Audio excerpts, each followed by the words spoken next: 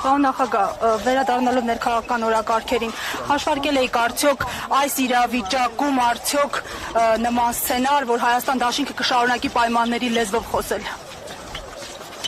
Ես կարծում եմ 3 երեկոյան Հայկ Մամիջանյան ամբողջովին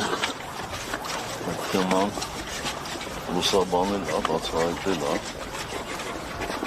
Ես դեռևս ձեռն պահեմ այդ թեմայով խոսելուց։ Պարոն նախագահ, ձեր ամեն հարցազրույցից հետո ոչ միայն ԿՊ-ի քննադատությանն ենք ունկնդիր եւ ականատես լինում, այլև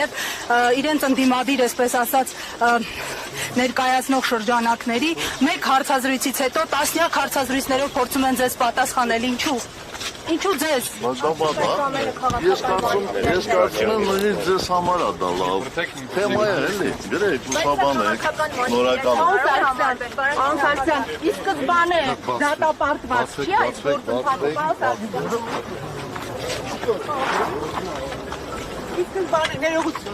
Ի սկզբանե դատապարտված չի այդ գործընթացը, երբ 36 պատգամավորներ չկան, առնվազն 54 ինչպես եք պատկերացնում, պարզ մաթեմատիկական հաշվարկ է։ Գիտեք ես ինչից եմ զարմանում, էլի, որ լրագրողը, որ այդ թեմայով հետաքրքրվում է, ինքը ուշադիր չի, հետևում տարբեր մարդկանց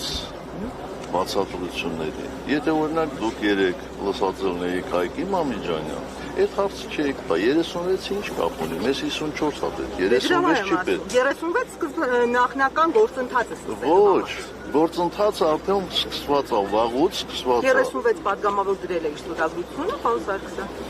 Լսեք, ես ձեզ ասում եմ, գնացեք թեման ուսումնասիրեք։ Ես ուսումնասիրել եմ, շատ Դուք չեք ուսումնասիրել, որովհետև գործընթացը սկսվում է, երբ ազգային ժողովի մեկ պատգամավոր առաջադրում է վարչապետի տեխնացու։ Գործընթացը այդ ժամանակ է սկսում, 36-ը։